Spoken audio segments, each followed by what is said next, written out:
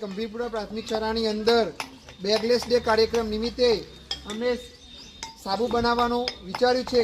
એટલે 6, 7, 8ના તમામ બાળકોને સાબુ કેવી રીતે બનાવવો એની આજે અમે સમજણ આપવાના છીએ। તો અહીંયા અમે 3 અને 3, 6 ગ્રુપ બનાવ્યા છે। તો સૌપ્રથમ આપણે જોઈએ તો જુઓ, અહીંયા આ લોકો લીમડાને પીસી અને એમાંથી રસ કાઢે છે અને એ આપણે સાબુ બનાવવાના છે, લીમડાના સાબુ। એની અંદર આ રીતે રસ બનાવેલો છે આ બાળકોએ। તમારી ટીમનું શું નામ છે? કલ્પના ચાવલા। તો કલ્પના ચાવલા ટીમે સરસ રીતે આ લીમડામાંથી રસ કાઢ્યો છે, એ આપણે લીમડાના સાબુ બનાવવાના છે। ત્યાર પછી બીજું કલામ ટીમ છે। અબ્દુલ કલામ ટીમની અંદર જોઈએ તો આ લોકોએ અહીંયા સરસ મજાના ફૂલ લીધા છે અને ગુલાબના ફૂલ છે, અને ગુલાબના ફૂલ અને બીજા કરેન 2-3 પ્રકારના ફૂલ છે, એમને વાટીને એની અંદરથી રસ કાઢે છે। અને અહીંયા જોઈએ તો આની અંદર એમને રસ પણ કાઢ્યો છે અને એ પણ આપણે સાબુ બનાવવા માટે કામમાં લેવાના છીએ। ત્યાર પછી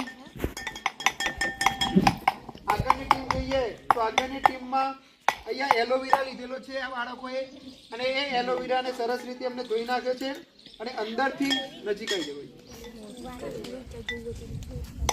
અંદરથી એની અંદરથી આ ઝડપ નીકળે છે, એને પીસીને અને પછી એમાંથી રસ કાઢશે, એને ગાળી લેવાનો છે।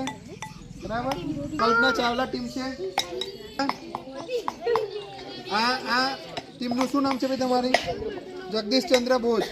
આ જગદીશચંદ્ર બોઝ ટીમને આપણે લીંબુ આપેલા છે અને એમને આ લીંબુનો રસ કાઢ્યો છે, એ પણ આપણે લીંબુના બેઝથી આપણે સાબુ બનાવવાના છે, તો એ પણ આગળ કામ લાગશે। ત્યાર પછી હું મુકુલભાઈ સાહેબને પણ વાત કરી। બાકીની જે ટીમ છે એમાંથી આપણે આગળની ટીમનો પરિચય પ્રાપ્ત કરીએ।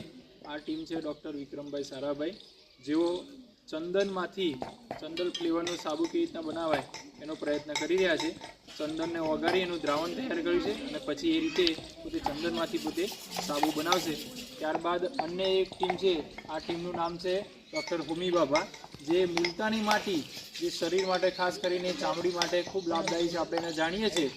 એ મુલતાની માટીમાંથી સાબુ કેવી રીતના બનાય એ માટે બાળકો પ્રયત્ન કરી રહ્યા છે।